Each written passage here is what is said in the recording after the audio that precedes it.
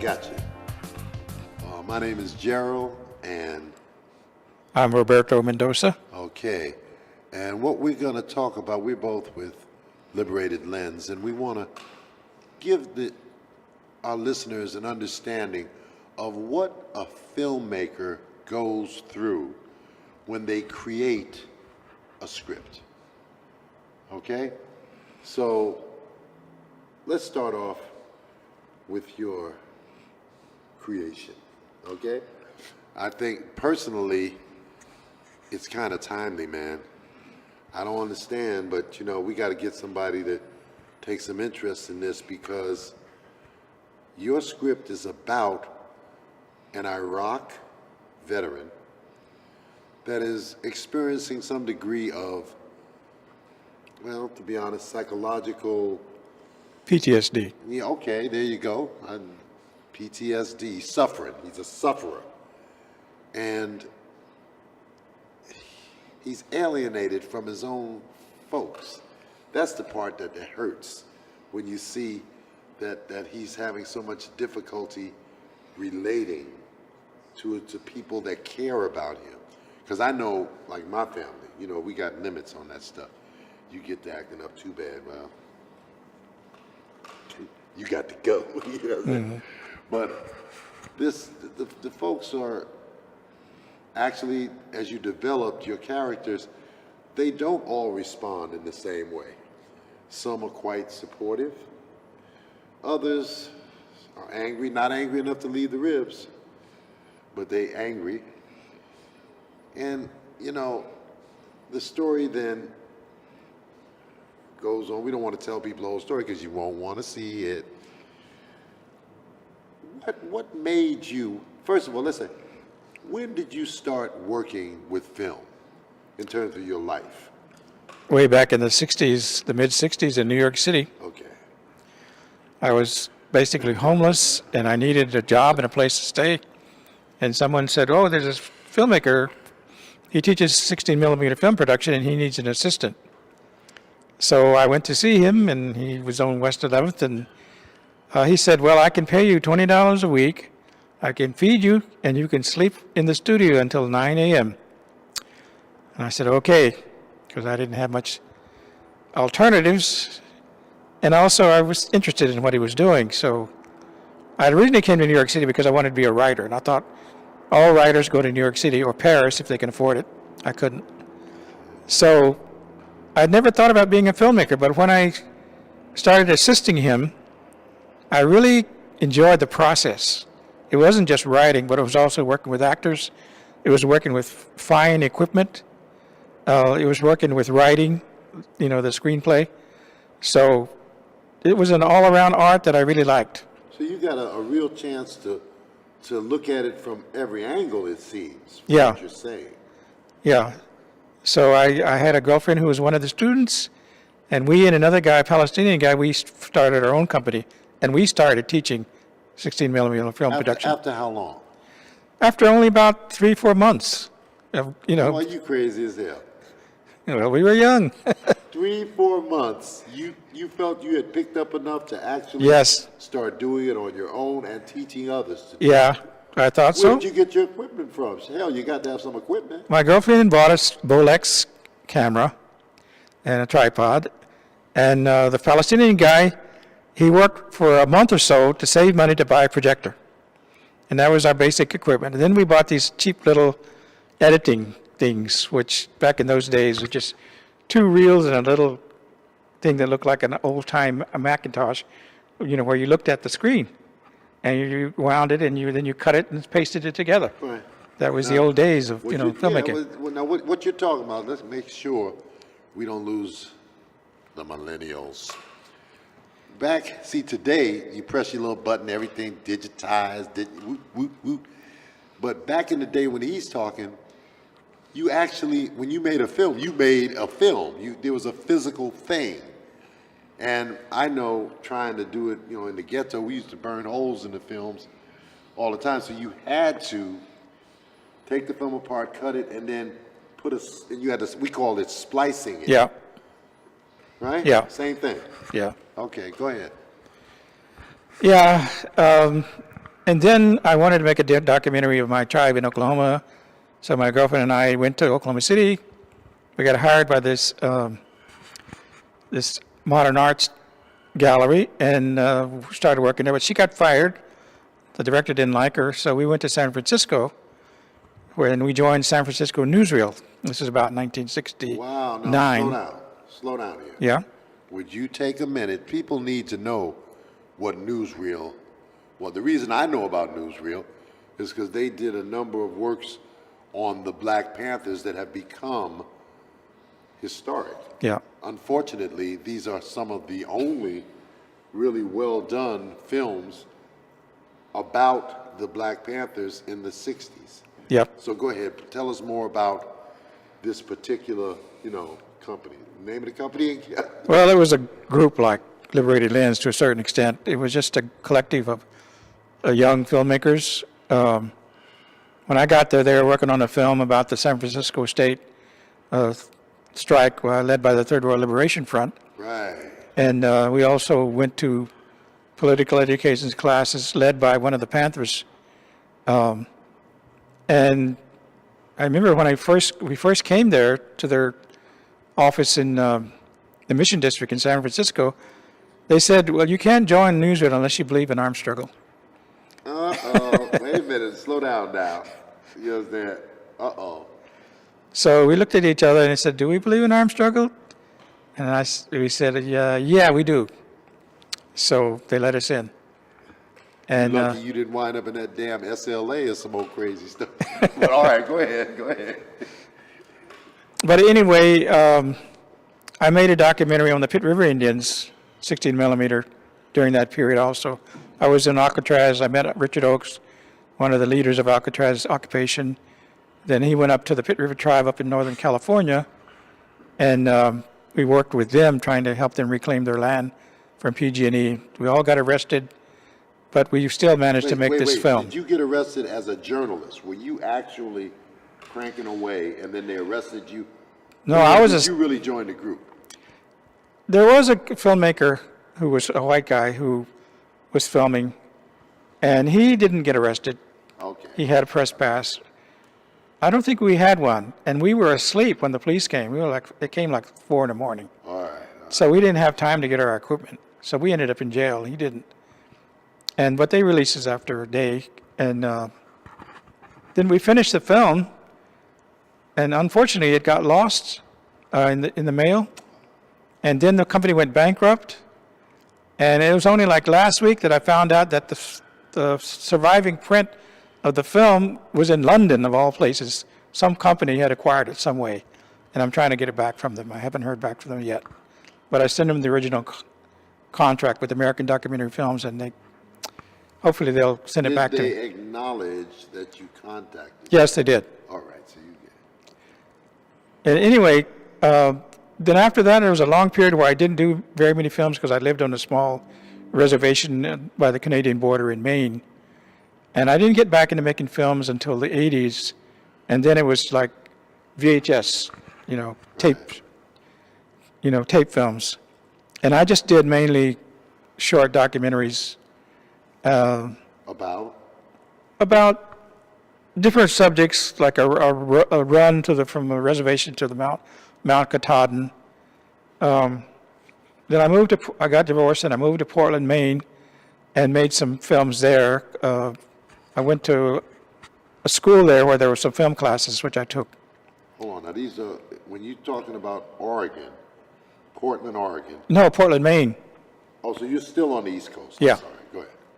Yeah. And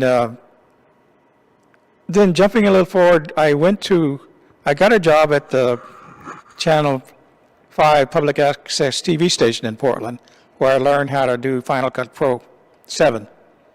And then I decided to move to Oklahoma because I had written 2 feature-length screenplays, and I thought that I'd have a better chance of finding native actors, because I could hardly find any in Maine. And then I wrote these 2 screenplays. One was set during the 60s, back during the period when I lived there, during the newsreel days. And I wrote another that was set on a reservation and also in New York City just during 9/11. But neither one of those films were gotten picked up because, for one, I was an unknown, and number two, they were really expensive to make. So recently I decided I need to make a film that I could shoot myself on a low budget. And what inspired me was that I had came back to the Bay Area several times trying to make a living here and get a place. I ended up homeless, living in my truck, living in people's houses I was working on, friends' couches. I could never save enough money to get an apartment. And I worked with some undocumented Mexicans, who I hired to do some of the work. So I said, well, maybe I'll make a film about a homeless guy and undocumented people that work for him. It would and I'll make it a short film. So I started writing, but the story got longer and longer, and more characters appeared. A love interest appeared, and then I talked to a few people in Oklahoma City and Tulsa who were producers. One guy had a lot of money, but he was a real jerk. He had no real respect for me. So I said, I don't want to work with you. And the other guy said, I want to control everything. I want to pick the director, the crew, and I felt I didn't have any say in that situation. So I said, I don't want to work with you either. And I finally found a guy who's a Native American guy who hasn't produced anything, but was really interested. And I've been working with him, but I'm kind of thinking that maybe he's not the right person for my project. You picky. Well, I've been working for them about three or 4 years, and I've got to know what he's like. He said he could raise $1 million because he worked on Hollywood films that are shot in Oklahoma during the summertime, and he worked on the crews. He's a professor of film at the University of Oklahoma also. And so I didn't have any connections myself, really. So I decided to let him see what he could do. And he kept saying, well, you got to finish the film script first. It took me a long time to finish because I was moving around. I was trying to survive. And I went to Detroit for a year because I fell in love with a woman there. And then eventually that didn't work. So I came back to Oklahoma. And finally, just within the last week or so, I finally finished the script. And I had to cut out some scenes, like I cut out of all the war scenes in Iraq because they were just too expensive, and they weren't really that necessary. Because I could just wait a minute. Well, I could refer to them through flashbacks. Okay, but when you say, let's just be honest between us, ain't nobody here but us roaches, okay? Yeah. You need those military films, the military scenes, so people understand what it is that's causing the PTSD. Well, that's what my producer said. And he said, don't worry about the cost. But I've been talking to people who are in the business here and also in LA, because I spent some time in LA. And they're telling me, you're not going to get $1 million, since you're an unknown. So you need to make the film as cheaply as possible. And those scenes are very expensive. If you blow up a Humvee, it's going to cost you money. Yeah. So, and I could refer to them through his flashbacks, through real short little clips, close-ups, and maybe some digital explosions. So that would lower the cost of the budget. I'm leaning toward what this last person I talked to, who said, you really aren't going to get $1 million, so try to make it, for $50,000 or in that range. And I had actually said to my producer a couple of years ago, let's do it cheaply. But he said, no, let's try to get the $1 million. But I kind of suspect that he can't do it. Slow down. Now let's talk about low-budget films that have went viral. Let's say they went viral. That is, they became very popular. Yeah. One is The Spook That Sat by the Door. He did that with about $50,000. But that was back when $50,000 was a whole lot more money. Tangerine is another example. Low Okay, I'll budget. tell you another one. Spike Lee made She Gotta Have It. Yeah. Now that was a pretty decent movie. And he did that on his credit cards for about $50,000, $60,000. Bro, I want to tell you something. Keep your mind open. because you don't know. Actually, I read the thing, and I was on my second read of it. It's not bad. I think it's an interesting story. It's a story that working people can relate to. You know what I mean? And that to me is most important. When people understand what you're saying, you can reach people. So I wouldn't give up on the possibility. There are now people that will give you that kind of money because they want to invest in something. They just got money coming out their ears. There's such people on this earth. Now where they are, I don't know. But Yeah, I was reading about Amazon.com. It says lots of money for independent filmmakers, but even see, then, I there's a think lot of filmmakers too, right? yeah, and then a lot of them competition. have their agents, and maybe they made a film before, either a short film or a feature film. But I'm not in that category. I'm just a beginner in many ways because I've never made a feature film. Well, And I but don't- you're not a beginner. Well, that's true. I'm not, but I'm not at the level where I like to have a couple of feature films under my belt that they can refer to, because it's a gamble, and Yeah. I'm up against a lot of talented filmmakers who've already done that. So I don't know. I think I'm going to try to go down a two-track road. One is try to get the $1 million, and the other is working on trying to making it for 50,000. I'm going to let my producer, who says he can get $1 million, try it for a few months. If it doesn't seem like he has a solid plan, then I will switch back to the low-budget form, because I have a producer, one of the producers in Tulsa, Oklahoma, where the film is set, who I think is willing to work with me, because he asked about the film just about a month ago, so, how is it going, or is it done yet, the script. So I'm thinking he might be able to be the person that could help me make it on a low budget. All right. So now you about to get famous. You done wrote you a movie. So first of all, what the hell is the name of the movie? It's called Out of the Shadows. Now, this film, as we were discussing before, is about a very special problem that returning veterans have after they go through the trauma of war. I'm going to throw this at you just to let you know I try to pay attention to this.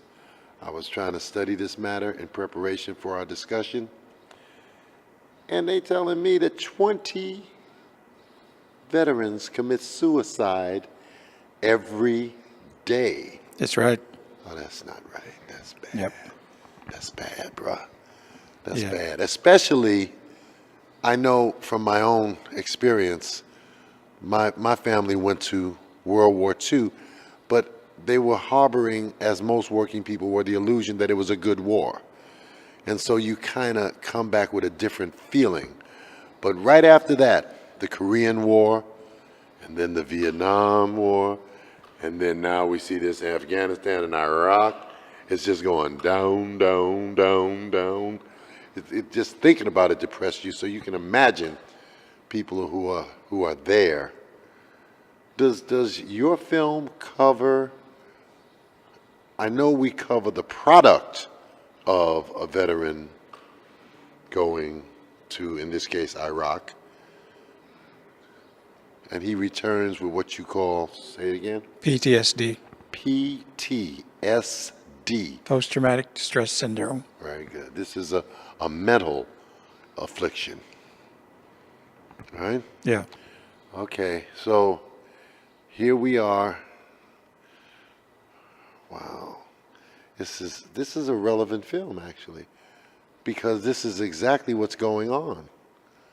And it's, I think while it affects all citizens, it affects people differently in some ways, or at least they express their angst, their pain differently. Maybe I should talk a little bit about how the film evolved. It first started out, the name of it was called Lost in the Shadows, and it was kind of bleak, and it was just mainly one character, and it was going to be his story.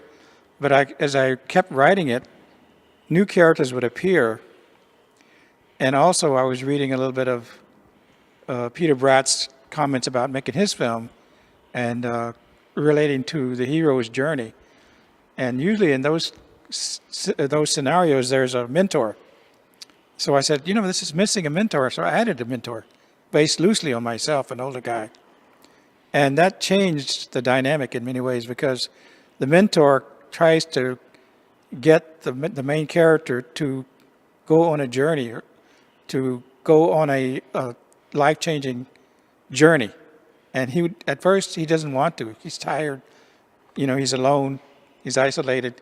So he doesn't really want to do that. But gradually in the film, he meets other people who are suffering, other veterans or homeless.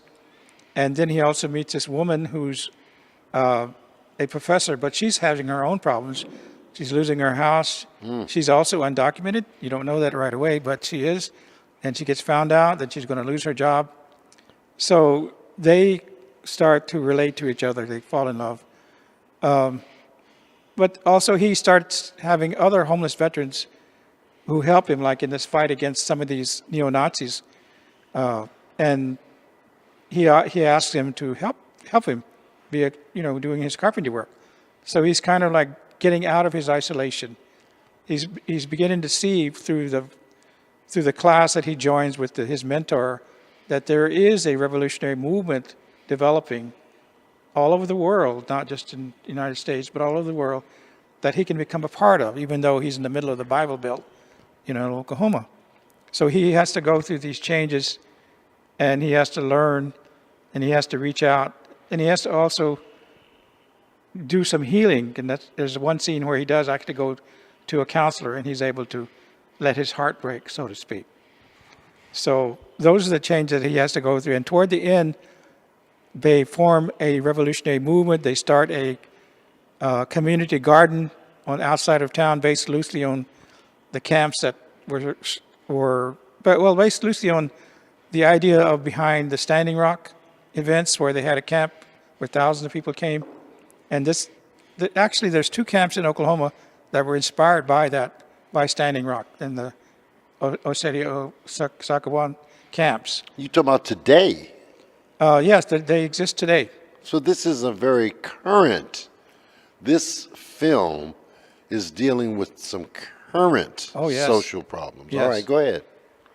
And the new ideas that he learns from his mentor about moving away from top-down, authoritarian, hierarchical movements like the Russian Revolution toward these more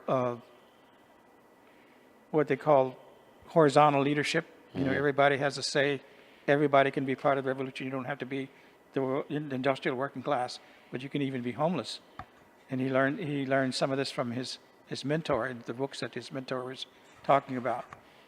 Because he's an intellectual, which is a very different character in many ways. He's unique because he's not an alcoholic, he's not a drug addict, and he's not mentally ill. Plus, he's an intellectual.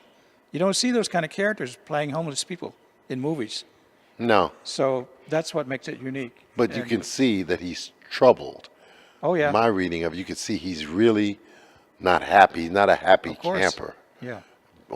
In terms of his experience, how it is affecting him. Yeah. Please continue. Yeah. So at the very end, they join together. They are going to make a trip up to Standing Rock. And the very end of the film is not, everything's fine, because the very last scene, Trump gets elected. So people know that it's just the struggle is going to have to continue. In fact, it's going to have to get even more stronger. Oh, yeah. So that's how it ends. All right, that's a way to approach it. Yep. That certainly is. Now, what do you say to a film writer such as yourself, since you understand the importance of mentorship? What would you tell a young person? What do you do with something like that? You write down a story that deep, that moving, but it's also political. This is not the type of story that is a theme song for the 1%. Mm-hmm. What do you tell? Where do we go with this stuff? What do we do with it? Well, I think my film is going in a new direction where it's away from the so-called superhero, the one man changes everything, one man saves the world.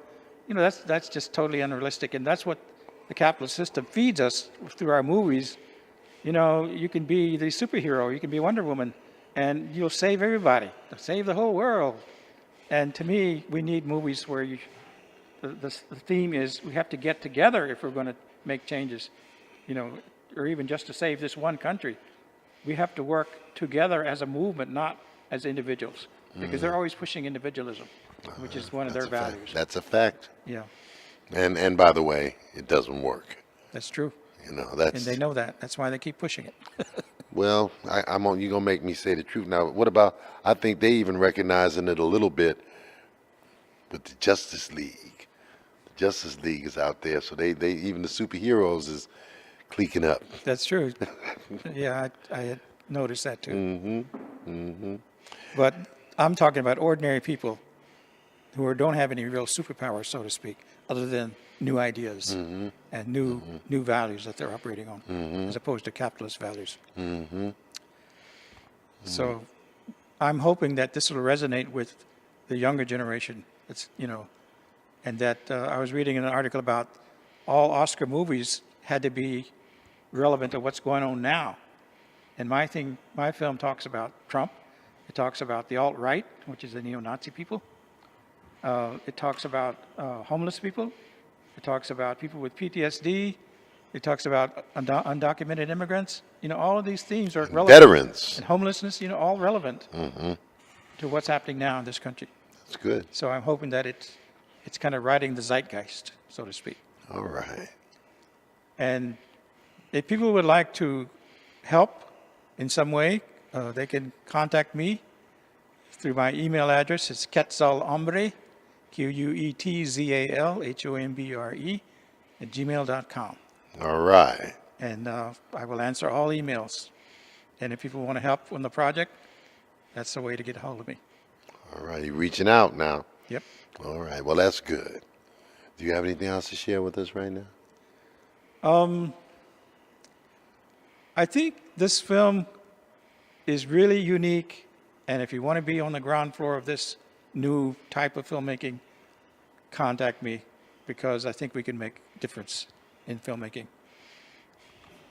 and history too. Thank you so much, brother. I really appreciate that.